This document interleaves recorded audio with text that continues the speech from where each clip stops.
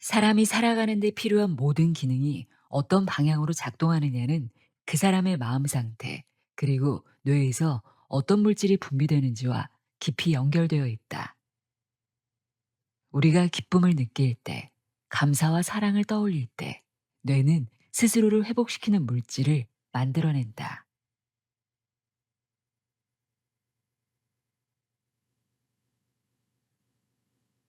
안녕하세요. 나의 소리책갈피 소리내어 있다입니다.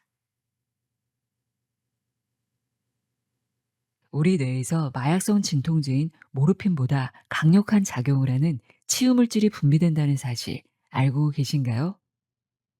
이 물질은 뇌에서 스스로 만들어내는 천연 진통물질, 바로 엔도르핀입니다. 엔도르핀은 기분을 안정시키고 스트레스 반응을 완화하며 몸이 회복과 재생의 방향으로 움직이도록 돕는 아주 중요한 뇌 속 물질인데요. 이 엔도르핀이 원활하게 분비된다는 것은 우리 몸 안에 스스로를 돌보고 회복시키는 내부 시스템이 잘 작동하고 있다는 뜻이기도 합니다. 오늘 함께 할 책은 바로 이 뇌내 엔도르핀을 중심으로 어떻게 생각하고 어떻게 생활하느냐가 몸과 건강을 어떻게 바꾸는지를 설명하는 책입니다. 하루야마 시게우의 뇌내 혁명입니다. 저자는 6살 때부터 동양 의술을 전수받고 8살 때 침술사범 자격증을 취득했으며 1966년 도쿄대 의학부를 졸업, 서양의학과 동양의학을 접목한 치료와 건강 지도로 높은 평가를 받고 있는 의학 박사입니다. 저자는 이 책에서 뇌내 엔도르핀이 가진 역할과 함께 그 분비를 돕는 생활 방식으로 식사, 운동, 그리고 마음 상태를 강조합니다. 무엇을 먹고 어떻게 몸을 움직이며 어떤 생각과 감정에 오래 머무느냐에 따라 뇌의 환경이 달라지고 그 결과 몸의 상태도 달라진다고 하는데요. 이 책이 전하고자 하는 메시지는 분명합니다. 건강과 젊음의 열쇠는 외부 조건이 아니라 우리 뇌가 어떤 생각과 감정에 오래 머무느냐에 달려 있다는 겁니다. 그럼 지금부터 뇌내 혁명 속 핵심 내용 읽어 드립니다. 우리 안에 놀라운 힘을 발견하는 시간 가져보시길 바랍니다. 하루야마 시게우의 뇌내 혁명, 귀 기울여 들어보세요. 세상의 모든 지혜를 읽어드리는 소리내어 있다. 구독과 좋아요, 공유는 큰 힘이 됩니다.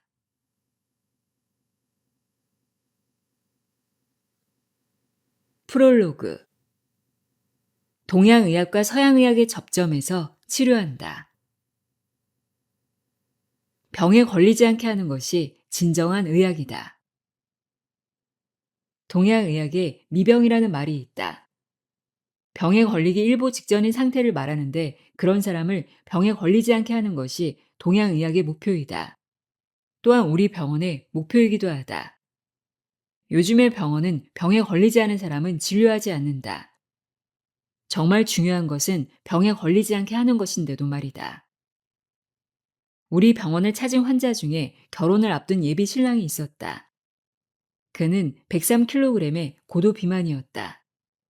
예비 신부로부터 당장 살을 빼라는 재촉을 받고 다이어트 목적으로 우리 병원에 입원한 것이었다. 병에 걸린 것도 아닌데 입원하다니 팔자도 좋다고 생각할 수 있겠지만 우리 병원의 목적은 병에 걸리지 않게 하는 것이므로 이런 요청도 쾌히 받아들인다. 그는 입원한 지 40일 만에 15kg을 줄여 80kg대의 체중으로 퇴원했다. 예비 신랑과 신부는 날씬해졌다며 크게 기뻐했다. 다이어트에 성공했으니 정말 축하할 일이다. 그런데 본인에게도 말하지 않았지만 실은 이 사람은 젊은 나이에도 불구하고 고도 비만 탓에 무척 위험한 예비 환자 상태였다. 간 기능이 약화되고 콜레스테롤 수치가 높았으며 중성 지방도 너무 많았다. 병명을 붙이자면 간염, 만성 췌장염, 고콜레스테롤 혈증, 고지혈증 등 얼마든지 붙일 수 있다. 그런데 다이어트를 목적으로 입원한 사이에 전부 정상 수치로 돌아왔다. 본인은 자신이 그렇게 위험한 상태였다는 것도 그것이 개선되었다는 사실도 모른 채로 그저 다이어트에 성공했다고 신이 나서 퇴원했다. 이것이 바로 내가 바라는 의료행위의 모습이다. 미병인 상태의 사람을 병에 걸리지 않은 정상인 상태로 돌려보내는 것이다. 뇌에서 엔도르핀을 분비하게 하라. 우리 병원에서는 예비 신랑을 어떻게 치료했을까? 결론부터 말하면 식사와 운동, 명상이라는 세 가지 치료 방식이었다. 식사는 고단백, 저칼로리식을 실천하게 하고 운동은 근육을 키우고 지방을 태우게 했다. 명상은 본격적으로 하기는 어려우니 플러스 발상을 유도하고 명상실에 들어가 뇌파를 측정한다. 또한 동양의학의 지압을 응용한 메디컬 마사지를 적절히 사용했다. 이런 방법으로 생활습관병 당첨 확률 100%인 사람을 건강한 몸으로 돌려놓을 수 있었다. 불면증, 환청, 불행하다는 느낌으로 정신병에 걸리기 직전이었던 여성도 거의 같은 치료법으로 기운을 되찾을 수 있었다. 간기능 장애가 있는 여성의 경우 날씬한데도 고지혈증에 지방간인 상태였다. 근육이 극단적으로 적고 지방만 있는 마른 비만이었다. 그 여성은 4주간 통원 치료를 받았는데 간 수치와 총 콜레스테롤 수치가 정상으로 돌아왔다. 당뇨병과 고혈압으로 고생하던 63세 남성은 의식이 몽롱한 상태에서 병원에 입원했다. 처음에는 어쩔 수 없이 인슐린을 처방했지만 얼마 지나지 않아 먹는 약으로 대체했고 지금은 둘 다 사용하지 않는다. 이 남성의 치료 방법도 앞서 말한 세 가지 방식이다. 사실 이런 개선 사례에는 공통된 비밀이 하나 있다. 바로 이 책의 주제이기도 한 뇌내 엔도르핀이라고 불리는 호르몬이다. 인간의 뇌에서는 모르핀과 흡사한 것이 분비되는데 여기에는 사람의 기분을 좋게 만들고 노화를 방지하며 자연 치유력을 강화하는 대단히 뛰어난 양리 효과가 있다. 나는 그 물질을 뇌내 엔도르핀이라고 부른다. 이것이 지속적으로 분비되면 뇌뿐 아니라 몸 전체에 퍼져 모든 증상이 호전되는 효과를 보인다. 즉 우리는 모든 약을 능가하는 우수한 제약 공장을 몸에 지니고 있는 셈이며 나는 이 제약 공장을 능숙하게 이용한 것뿐이다. 뇌내 엔도르핀의 존재는 예전부터 알려졌지만 진통 효과 외에는 특별한 의미가 없다고 인식되어 오랜 시간 무시되어 왔다. 그런데 최근의 연구 결과 엄청난 효력을 발휘한다는 사실이 밝혀졌다. 인간은 화가 나거나 스트레스를 받으면 뇌에서 노르아드레날린이라는 물질이 분비된다. 이 물질은 호르몬의 일종인데 강한 독성을 지니고 있다. 자연계에는 독 중에서 뱀의 독다음으로 독성이 강하다고 한다. 물론 뇌내에서 분비되는 호르몬은 미량이다. 하지만 항상 화를 내거나 스트레스를 받으면 그 독으로 인해 병에 걸리고 노화가 진행되어 수명이 단축된다. 우리 병원에 온 환자들의 경우만 살펴봐도 모든 병에는 노르아드레날린이 관여하고 있다고 봐도 무방하다. 한편으로 베타 엔도르핀이라는 호르몬도 있다. 이 호르몬은 뇌내 엔도르핀 중 가장 효과적인 물질이다. 이 두 물질 사이에 깊은 상관관계가 있다는 사실이 밝혀졌다. 다른 사람이 한 말을 듣고 불쾌감을 느끼면 뇌내에 독성이 있는 노르아드레날린이 분비된다. 반대로 기분이 좋아지면 베타 엔도르핀이 나온다. 노르아드레날린과 베타 엔도르핀 중 어떤 물질이 분비되는 게 좋은지는 굳이 말하지 않아도 알 것이다. 아무리 불쾌한 일이 있어도 상황을 긍정적으로 해석하면 뇌에서는 몸에 좋은 호르몬이 나온다.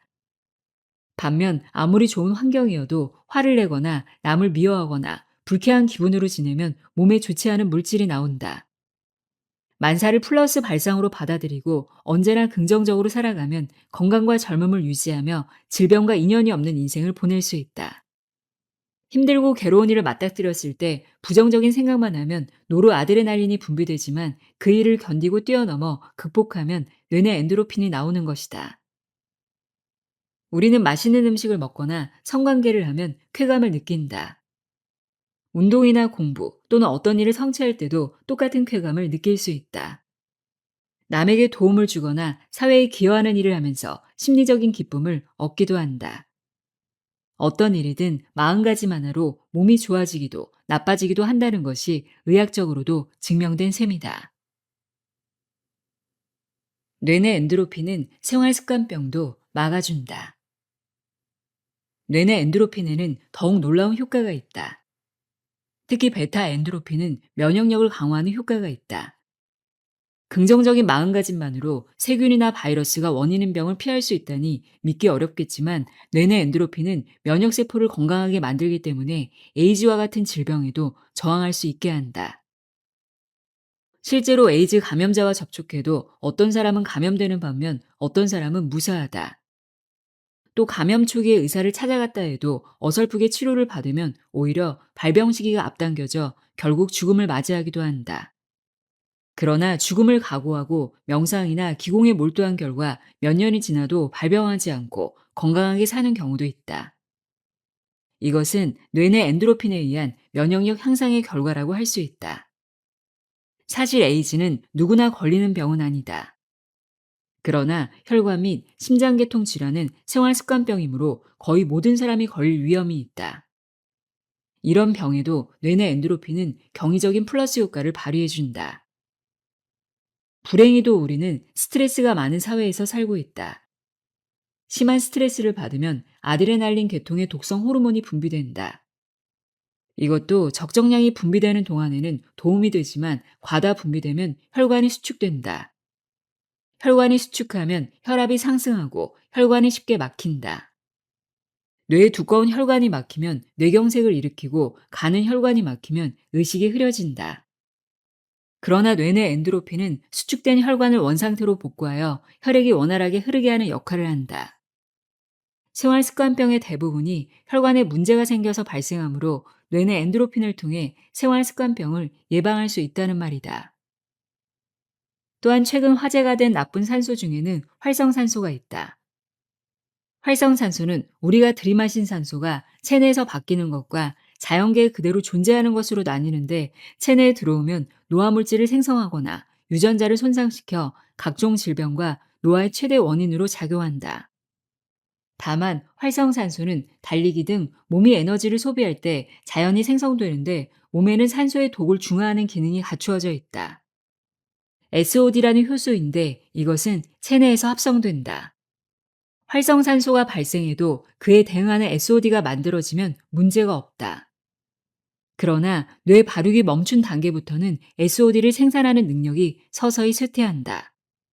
그리고 활성산소의 폐해가 점차 커져서 노화와 생활습관병을 촉진한다. 노르아드레날린 등 아드레날린 계통의 호르몬이 분비될 때도 활성산소가 발생하므로 뇌를 젊게 유지하기 위해서는 되도록 이런 물질이 분비되지 않도록 해야 한다. 최근 연구에 따르면 뇌세포가 젊으면 활성산소의 폐해가 적다는 사실이 확인되었다. 뇌내 엔도르핀은 뇌세포의 젊음을 유지하게 하므로 이 물질이 항상 뇌에서 생성되는 삶을 살면, 즉 플러스 발상을 하면 노화와 질병의 최대적인 활성산소를 해치울 수 있다는 말이다. 그뿐 아니라 기억력 향상과 의욕, 인내심, 창의력 발휘는 물론 인간관계를 원만하게 유지하는 데에도 뇌내 엔도르핀이 관계한다. 사람이 살아가는 데 필요한 모든 기능을 좋은 쪽으로 가져가는지 나쁜 쪽으로 가져가는지는 그 사람이 뇌내 엔도르핀을 얼마나 분비하는가에 달려있다고 해도 과언이 아니다. 나는 이 책에서 지금까지 나의 경험을 바탕으로 뇌내 엔도르핀이 가진 효능과 뇌내 엔도르핀을 효율적으로 분비시키는 방법에 대해 소개하고자 한다. 자연계에는 마약인 모르핀이 존재한다. 모르핀은 중독될 위험이 있지만 뇌내 엔도르핀은 그런 위험이 전혀 없다. 일부 사람들이 법을 위반하고 폐인이 될 위험을 알면서도 마약에 손을 대는 것은 모르핀이 기분을 좋아지게 만들기 때문이다. 하지만 신은 우리에게 뇌내 엔도르핀을 주셨다. 뇌내 엔도르핀은 바르게 살아가려는 사람에게 신이 내려주신 선물이라 할 수 있다. 그러면 이제부터 신이 주신 선물에 대해 구체적으로 살펴보자. 의학으로 증명하는 플러스 발상의 효과. 마이너스 발상은 왜 병이 되는가? 최근 플러스 발상이니 긍정적 사고니 하는 말이 자주 들린다. 이 말은 일반적으로 좋은 쪽으로 생각하면 스트레스를 받지 않는다. 뭐든지 긍정적으로 대하는 편이 결과가 좋다는 의미로 이해된다. 그런데 의학 분야에서도 위와 같은 말들이 거론되고 있다. 몸과 마음은 언제나 대화를 나누며 마음으로 생각한 것은 추상적인 관념이 아닌 실제로 물질화되어 몸에 작용한다는 사실이 밝혀졌다. 남에게 싫은 소리를 들어서 마음이 상했을 때 우리 몸에는 노화를 앞당기고 암을 유발하는 물질이 생성된다.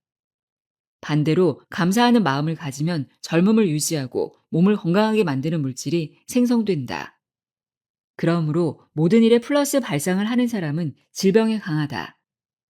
어지간해서는 병에 걸리지 않는다. 그러나 마이너스 발상만 하는 사람은 어이없을 정도로 쉽게 병에 걸린다.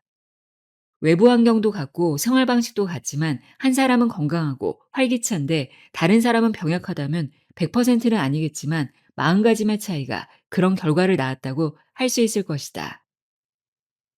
그렇다면 40가지는 우리 몸에 어떤 물질을 만들어낼까? 우리는 그 물질을 호르몬이라 부른다. 마음가짐과 연관된 주요 호르몬으로는 아드레날린, 노르아드레날린, 엔케팔린, 베타 엔도르핀 등을 꼽을 수 있다. 화가 나거나 긴장할 때는 뇌에서 노르아드레날린이, 공포를 느낄 때는 아드레날린이 분비된다. 호르몬은 세포와 세포 사이에 정보를 전달하는 물질로서 뇌의 지시를 세포에 전한다. 예를 들어 분노라는 정보가 전달되면 노르아드레날린이 분비되어 우리 몸이 생기있고 활동적으로 변한다. 그런데 노르아드레날린은 얼핏 보면 살아가는데 꼭 필요한 물질 같지만 그에 못지않은 독성도 있다. 화를 내거나 강한 스트레스를 느끼는 상태가 지속되면 노르아드레날린의 독성으로 인해 병에 걸리거나 노화가 진행되어 일찍 죽게 되는 것이다. 반면 항상 웃으며 사물을 좋은 방향으로 해석하면 뇌에서 뇌세포를 활성화하고 몸을 건강하게 하는 호르몬이 생성된다. 이 호르몬은 젊음을 유지하고 암세포를 해치우며 기분 좋게 만든다. 건강하게 인생을 즐기며 암이나 생활습관병에 걸리지 않고 장수하고 싶다면 좋은 호르몬이 나오는 방식을 실천하며 살아야 한다. 사람을 기분 좋게 하는 이 호르몬이 바로 뇌내 엔도르핀이다. 활성산소의 해악을 어떻게 막을 것인가? 활성산소는 우리가 평소 호흡을 통해 들이마시는 산소가 분자 단위로 활성화된 것으로 각종 질병과 노화의 최대 원인으로 꼽힌다. 활성산소는 어떤 때 가장 많이 나올까? 혈액순환이 잘 되지 않을 때 대량의 활성산소가 발생한다. 혈액의 흐름이 나빠졌다가 혈류를 신속히 원래대로 복원시키려고 할 때 활성산소가 가장 많이 생성된다. 이 경우 활성산소로 인해 혈관 내피와 조직, 유전자가 손상된다. 내피가 손상되면 염증이 생기고 유전자가 손상되면 암이 발병할 수 있다. 또한 지방과 활성산소가 결합해서 몸을 노화시킨다. 따라서 인간의 몸은 언제나 혈류량을 일정하게 유지해야 한다. 그런데 활성산소가 몸에 도움이 될 때도 있다. 몸에 침입한 균을 물리치는 무기로 쓰이기 때문이다. 다시 말해 활성산소는 인간이 가진 면역 시스템의 일부이기도 하다. 다만 과다 생성되면 좋지 않으므로 몸은 SOD라는 해독 효소를 만들어 이를 중화하는 것이다. 몸의 기능이 정상인 경우에는 활성산소의 폐해가 심각하지 않다. 또 약 25세까지의 성장기에는 SOD가 활발하게 만들어지므로 크게 걱정하지 않아도 된다. 그러나 중년 이후에는 SOD를 만드는 힘이 약화되므로 활성산소의 폐해가 점차 커지고 노화와 생활습관병이 급속히 진행된다. 노르아드레날린이나 아드레날린이 분비될 때도 활성산소가 발생하므로 마이너스 발상을 멈추고 이런 호르몬들이 가능한 적게 분비되도록 하는 것이 뇌를 젊게 유지하는 가장 좋은 방법이다. 최근 연구에 따르면 뇌세포가 젊으면 활성산소의 폐해가 최소한으로 억제된다는 사실이 밝혀졌다. 항상 긍정적으로 생각하고 무리하지 않으면 활성산소의 해를 대부분 막을 수 있을 것이다. 호르몬은 뇌의 정보 전달자. 뇌는 호르몬 덩어리라고 할 수 있다. 그러나 일반적으로 뇌는 신경 덩어리로 인식된다. 신경세포로 가득한 뇌는 전기 회로처럼 얽혀 있으며 세포와 세포를 연결하는 전선 같은 돌기가 뻗어 있다. 거기에 미약한 전류를 흘려서 뇌에 명령을 전달한다고 이해하는 사람이 많을 것이다. 그러나 신경세포가 가득한 회로에 전선만 있다면 뇌가 활동할 수 있을까? 호르몬이 없으면 뇌는 아무것도 하지 못한다. 신경세포가 어떤 표적세포에게 명령을 전달하려면 신경세포가 전기 배선처럼 얽혀있기만 해서는 안 된다는 말이다. 신경세포와 신경세포 사이에는 틈새가 있다. 이 틈새에 호르몬이 분비됨으로써 정보를 전달할 수 있게 된다. 예를 들어 서울에서 부산으로 전보를 쳤다고 하자. 물론 그 내용은 부산의 정보국으로 송신되는데 최종적으로 수신자가 그 정보를 받을 수 있는 것은 우편 배달부가 정보를 배달해 주기 때문이다. 호르몬은 바로 이 우편 배달부 역할을 한다. 다시 말해 호르몬은 뇌의 정보 전달자이다. 호르몬이 뇌 곳곳에서 분비됨으로써 뇌가 몸 전체에 지시를 보낼 수 있다. 그러면 몸에서도 이와 같은 호르몬이 분비되어 정보를 수신한 세포가 그 명령에 따라 행동한다. 호르몬이 정보 전달 물질이라는 것은 다시 말해 인간이 생각하고 행동하며 느끼는 것은 모두 호르몬이 있기 때문에 가능하다는 말이다. 현재 알려진 호르몬은 백수십 종인데 아직 알려지지 않은 호르몬도 상당히 많다. 그것이 규명되면 뇌 메커니즘을 더 정확하게 알 수 있을 것이다. 뇌내 엔도르핀도 호르몬의 일종이다. 호르몬은 아미노산으로 이루어진다. 뇌내 엔도르핀 중 가장 중요한 것은 타이로신이라는 아미노산이다. 아미노산은 단백질을 합성하는 기본 요소로 20종이 있다. 그중 8종은 체내에서 합성되지 않기 때문에 필수 아미노산이라 부른다는 것은 이미 학교에서 생물 시간에 배운 기억이 있을 것이다. 다소 전문적인 이야기지만 뇌내 엔도르핀 중 가장 강력한 쾌감을 주는 베타 엔도르핀은 타이로신을 비롯한 31개 아미노산으로 구성된다. 뇌내 엔도르핀에 상당하는 호르몬은 반드시 타이로신이 들어가는데 타이로신이라는 아미노산 분자가 2개 모이면 자연계에 존재하는 마약 모르핀이 된다. 그만큼 뇌내 엔도르핀과 마약 모르핀은 화학적으로도 유사한 성분이라는 말이다. 타이로신이라는 아미노산은 본래 마약 성질을 갖고 있다. 다만 아미노산 단독으로는 곧바로 산화하기 때문에 분자량이 약간 큰 펩타이드라는 형태를 이룬다. 그런데 베타 엔도르핀의 분자를 살펴보면 뇌내 엔도르핀에 관한 여러 가지 흥미로운 사실을 알 수 있다. 베타 엔도르핀은 31개 아미노산으로 구성되는데 아미노산 5개 단위가 조합되어 각기 다른 역할을 한다. 제일 먼저 발견한 5개는 뇌내 엔도르핀과 동일한 구조로 모르핀 역할을 한다. 그 다음 부분은 인체의 면역력을 강화한다.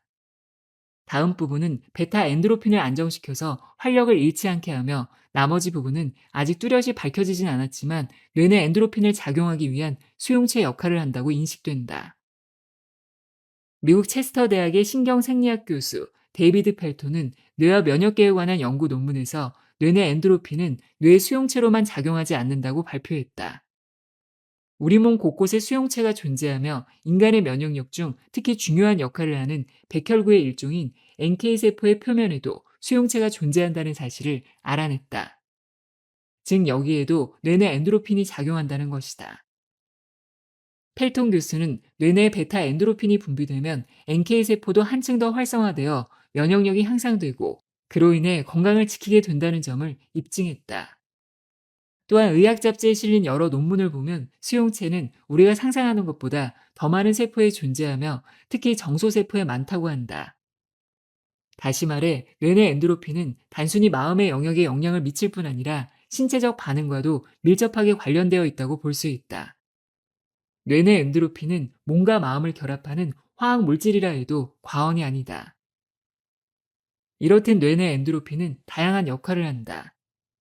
이것은 바로 정보를 갖고 있다는 뜻이다. 베타 엔도르핀도 단순히 쾌감을 주는데 그치지 않고 면역력 향상, 기억력 강화, 인내심 향상 등 다양한 작용에 관여한다. 인간이 생각한 것을 생각만 해본 건대로 치부할 수 없는 이유는 베타 엔도르핀의 이런 작용 하나만 봐도 알 수 있다. 또한 뇌내 엔도르핀은 진통 작용도 뛰어나다. 중국의 침술이 마취 효과가 있는 이유가 바로 여기에 있다. 중국에서는 예로부터 침을 놓아서 마취약 없이 수술을 해왔다. 하지만 침을 놓아서 어떻게 진통 효과가 생기는지 과학적 근거를 대지 못했다. 뇌내 엔도르핀의 존재가 밝혀지자 비로소 동양의학의 침술을 이용한 마취 효과에 대해 물리적으로 증명되었다. 좋은 호르몬과 나쁜 호르몬, 무엇을 내보낼 것인가? 뇌의 엔도르핀은 면역력을 높이는 구조식을 갖고 있다. 뇌는 우리 몸의 손끝 발끝에 있는 신경계까지 조절하기 때문에 뇌에서 면역력이 높아지는 호르몬이 나오면 몸 전체의 면역력이 향상된다. 오늘날에는 병은 대부분 스트레스와 관련이 있다는 것이 상식으로 통용된다. 병이라는 이름이 붙은 질환의 70에서 80%는 스트레스가 원인이며 생활습관병은 100% 그렇다고 해도 과언이 아니다. 몸과 마음은 별개가 아니다. 체내에서는 POMC라는 단백질이 분해되는데 마음가짐에 따라 분해 방식이 달라지며 화학 반응도 다르게 일어난다. 나는 한심한 인간이야 라고 생각하면 몸도 점점 나쁜 상태로 변화하고 위험한 사태가 벌어질 거야 라고 생각하면 일이 정말 그렇게 돌아간다. 병은 마음에서 생긴다는 옛 격언은 하나도 그르지 않다. 그림 6은 정신적인 스트레스가 면역력을 얼마나 떨어뜨리는지 보여준다. 졸업시험을 치르는 동안과 시험을 다 치른 뒤를 살펴보면 NK세포의 활성 정도에 확실히 차이가 있음을 알 수 있다. 시험 중에는 면역력이 확 떨어진다. 시험뿐 아니라 직장 생활이나 연애 등 스트레스를 받는 인생의 모든 국면에서 다음과 같은 현상이 일어난다. 그림 7을 보면 육체적인 스트레스가 면역세포에 어떤 영향을 미치는지 알 수 있다. 학생에게 70분간 전력 질주를 하게 한 다음 결과를 보면 달리기 전보다 NK세포의 활동이 눈에 띄게 저하됐다. 원래 달리기를 좋아하지 않는 학생에게 억지로 달리게 했을 때 나타나는 현상이다. 정신적, 육체적 스트레스가 면역력을 떨어뜨린다는 사실을 잘 알 수 있다. 여기서 중요한 것은 정신적이든 육체적이든 스트레스 자체가 문제가 아니라는 사실이다. 졸업시험 준비나 70분간 달리기를 할 때 본인이 그 일을 어떻게 받아들이는지가 관건이다. 졸업시험을 앞두고 합격하지 못하면 어쩌지 하고 걱정하는 것과 이미 취직할 곳도 정해졌으니까 설마 졸업은 시켜주겠지 라고 생각하는 것은 결과가 다르다. 그 점에 유의해야 한다. NK세포는 암세포를 죽일 수도 있는 세포이다. 퍼포린이라는 물질을 분비해서 암세포에 구멍을 뚫는다. 그 구멍으로 수분과 염분이 들어가면 암세포가 몇 분 만에 죽는다. 이렇게 NK세포 한 개는 여러 개의 암세포를 해치울 만큼 강한 능력이 있다. 일정한 시간에 얼마나 많은 암세포를 해치울 수 있는지를 관찰하여 활성도를 측정하는데 우리는 몸속에 있는 이런 강력한 아군의 능력을 강화할 수도 약화할 수도 있다. 우리는 살아있는 한 스트레스를 피할 수 없다. 학생은 아무리 싫어도 시험을 봐야 한다. 그때 "아 진짜 짜증나." 하고 과잉 반응하여 불안과 걱정에 휩싸이면 면역력이 확 떨어진다. 하지만 시험을 잘 볼 자신은 없지만 '그래도 잘 되겠지.'라고 마음을 편히 먹으면 면역력은 크게 변화를 보이지 않는다. 이런 심리적 차이는 우리가 생각하는 것보다 훨씬 더 크게 인생에 영향을 미친다. 불안과 걱정이 많은 사람은 시종일관 걱정을 하느라 스트레스를 받는다. 그런 사람은 늘 노르아드레날린이나 아드레날린의 세상에 떨어진다. 반면 같은 처지나 상황에서도 낙천적인 사람은 베타 엔도르핀의 세상에서 살 수 있다.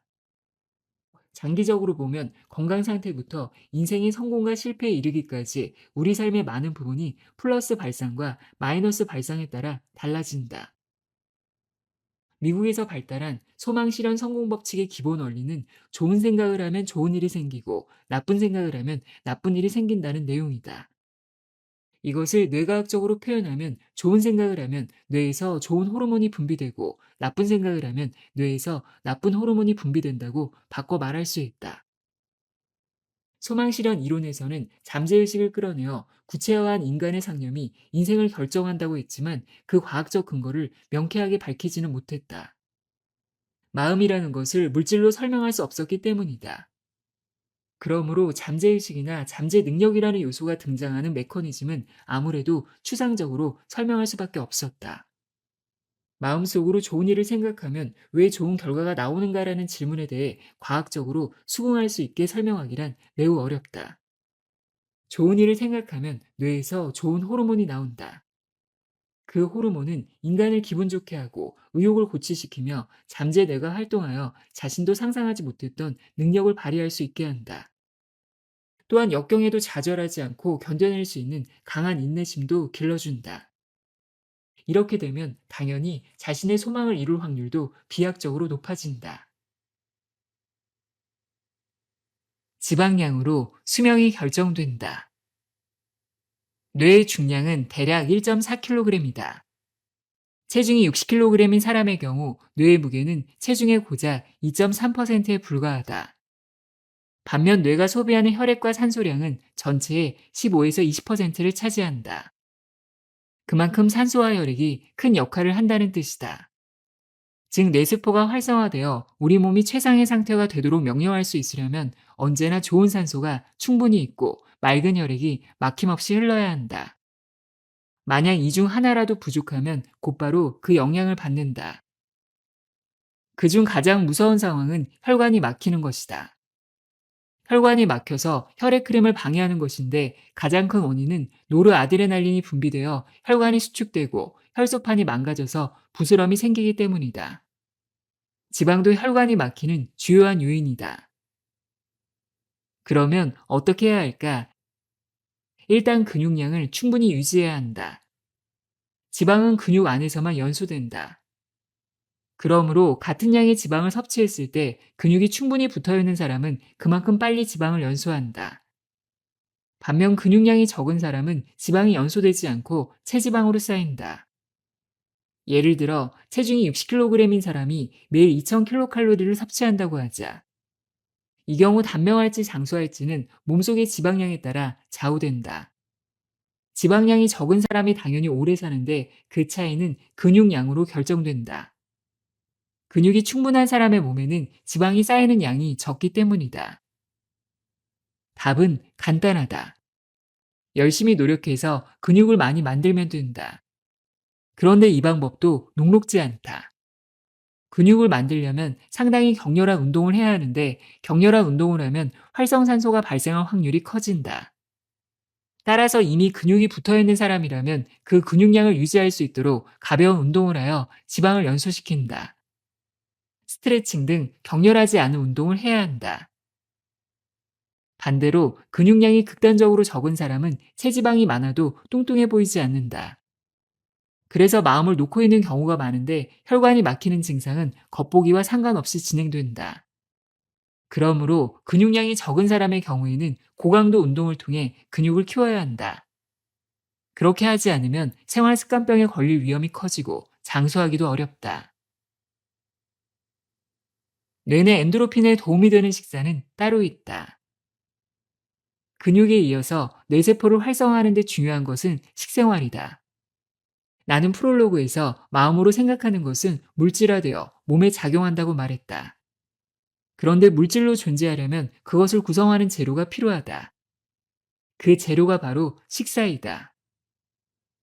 모든 것이 풍요로운 시대에 사는 우리는 먹을 것을 구하려 애쓰지 않아도 된다. 오히려 과식을 주의해야 한다. 그렇다고 단순히 식사량을 줄이는 것은 정답이 아니다. 뇌내 엔도르핀을 분비하려면 반드시 고단백질 식사를 해야 한다. 뇌내 엔도르핀의 구성 재료는 대부분 단백질이기 때문이다. 앞서 말한 대로 단백질은 20종류의 아미노산으로 이루어진다. 식사를 통해 섭취한 단백질은 몸속에 들어가면 일단 아미노산으로 분해된 다음 우리 몸의 구성 재료와 효소로 재합성된다. 20종 중에서 필수 아미노산 8종은 체내에서 생성되지 못하므로 외부에서 섭취해야 한다. 이것을 한 번에 많이 먹어서 비축할 수도 없다. 게다가 뇌내 엔도르핀이 많이 분비되면 그만큼 재료가 빨리 소진된다. 그러므로 식사를 통해 매일 양질의 단백질을 섭취해야만 뇌세포를 활성화할 수 있다. 핵심은 식사, 운동, 명상. 또 하나 뇌내 엔도르핀에 대해 알아둬야 할 중요한 사실이 있다. 그것은 뇌파와의 관계이다. 뇌내 엔도르핀이 나올 때는 반드시 뇌에서 알파파의 뇌파가 동시에 발생한다. 베타파가 나올 때는 베타 엔도르핀이 사라진다. 똑같은 자극을 받아도 그 내용을 머리에서 어떻게 받아들이느냐에 따라 알파파가 되기도 하고 베타파가 되기도 한다. 베타파는 살아가는데 불가결한 요소지만 베타파만 나오면 인간은 오래 살 수 없고 인생을 즐기기도 어렵다. 알파파를 분비하는 방법은 간단하다. 어떤 일이든 긍정적으로 받아들이고 감사하며 플러스 발상을 하면 알파파 상태가 될 수 있다. 알파파 상태와 뇌내 엔도르핀 분비와의 관계는 닭이 먼저인지 달걀이 먼저인지를 따지는 것과 같다. 이 둘은 확실하게 하나로 연결되어 있다. 알파파 방출의 가장 효과적인 방법은 명상이다. 그러므로 명상을 하는 연습을 많이 하면 알파파를 자유롭게 방출할 수 있다. 알파파가 나오는 것은 뇌내에 베타 엔도르핀 등 쾌감 물질을 분비할 수 있다는 뜻이다. 이것을 자유롭게 할 수 있으면 인생이 좀 더 다채로운 색채를 띠게 될 것이다. 때로 어떤 일을 시작할 때 저도 모르게 긴장해서 실력을 발휘하지 못하는 이른바 노력 역전의 법칙이 적용되곤 한다. 이것은 아드레날린 계통의 신경 전달 물질 때문이다. 이때 플러스 발상을 해서 의식적으로 뇌내 엔도르핀을 분비하면 뇌파가 알파파로 바뀌면서 대뇌의 전두 연합령이 활성화된다. 그런 상태에서는 의식과 잠재의식이 통합되어 뇌의 심층 단계에서 성공을 향해 긍정적으로 발상할 수 있게 된다. 이 상태에서는 잠재의식을 의식적으로 통제할 수 있으므로 다양한 능력이 활성화된다. 잠재의식이 활성화되면 감이나 영감이 발휘되기 쉽고 그만큼 뛰어난 창의성을 발휘할 수 있다. 이제 내가 프롤로그에서 식사, 운동, 명상이라는 3요소가 핵심이라고 말했던 이유를 알았을 것이다. 뇌내 엔도르핀에 도움이 되는 식사, 근육을 붙이는 운동, 알파파를 방출하는 명상, 이 세 가지가 핵심이다. 하루 최소 5,000보, 우뇌를 움직이며 걸어라. 인간의 몸은 25세경에 성장이 멈추고 그 뒤에는 서서히 노화한다. 그냥 두면 뇌세포는 하루 10만 개꼴로 죽어가며 근육도 쇠퇴하기 시작한다. 그렇다면 일상생활을 하면서 뇌세포를 지키고 근육량을 유지할 수는 없을까? 가장 쉽게 누구나 실천할 수 있는 방법을 소개하겠다. 그것은 하루 최소 5,000보를 걷는 것이다. 걷는 과정에서 뇌내 엔도르핀이 많이 분비된다. 나는 하루에 15,000보를 할당량으로 삼고 있는데 아무리 바빠도 최소 5,000보는 걸으려 한다. 이것을 실천하면 앞에서 언급한 목적을 거의 달성할 수 있다. 물론 누구나 일상생활을 하면서 기본적으로 걷는 양이 있다. 그러나 현대인의 생활 패턴을 보면 아무래도 걷는 양이 부족할 수밖에 없다. 그러면 부족분을 의식적으로 보충해야 한다. 나는 적게 걸었다 싶은 날에는 일을 마치고 집에 돌아와서 산책을 한다. 비가 내려도 걷는다. 우산을 쓰니 어려울 것도 없다. 폭풍우가 몰아치는 날이 아니면 매일같이 걷는다.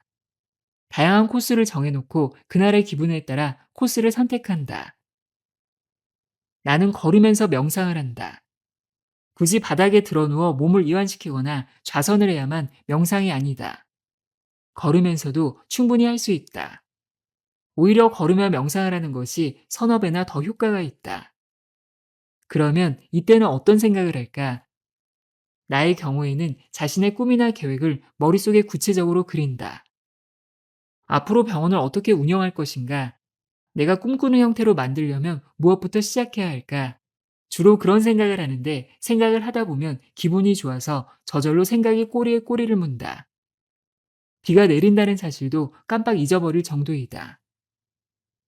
이렇게 기분이 좋아지는 것은 우뇌가 활발하게 움직이기 때문이다. 알파파는 우뇌에서 나오므로 우뇌를 활동하게 하려면 좌뇌를 진정시켜야 한다. 그런데 좌뇌를 진정시키는 데 가장 효과적인 방법이 바로 걷기이다. 좌뇌가 잠자코 있으면 우뇌에서 지혜가 솟는다. 가만히 앉아서 하는 명상이 좋다고 하는 사람도 있지만 가만히 있으면 지혜가 떠오르지 않는다. 오히려 잡념이 고개를 내민다. 그러므로 산책을 하면서 자신이 좋아하는 대상에 대해 생각하는 습관을 들이는 것이 바람직하다. 창의적이고 진정한 지혜를 만나고 싶다면 몸을 움직이면서 명상을 하는 것이 최고의 방법이다.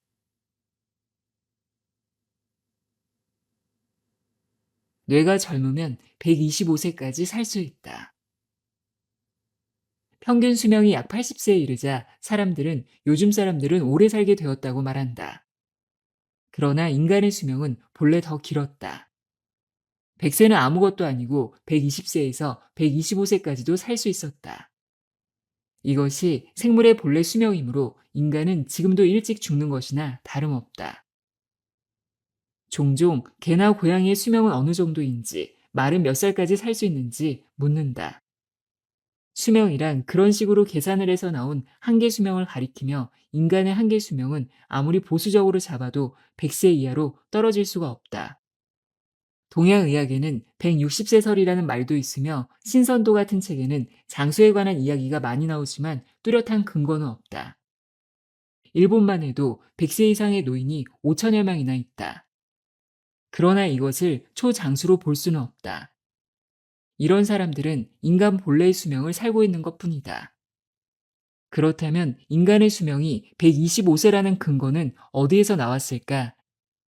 이것은 뇌가 계속 성장하는 시기를 토대로 도출한 수치이다. 인간의 뇌는 대개 25세까지 성장한다. 뇌의 성장 시기의 5배를 수명으로 잡음으로 25에 5를 곱하면 125라는 수치가 나온다. 모든 척추동물에게 적용되는 공식이다. 그런데 왜 인간은 일찍 죽을까?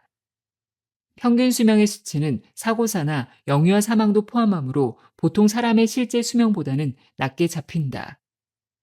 이를 감안해 실제로는 100세를 넘기는 사람이 늘었다고 해도 아직 5천 명 정도이며 이는 결코 많다고 할 수 없다.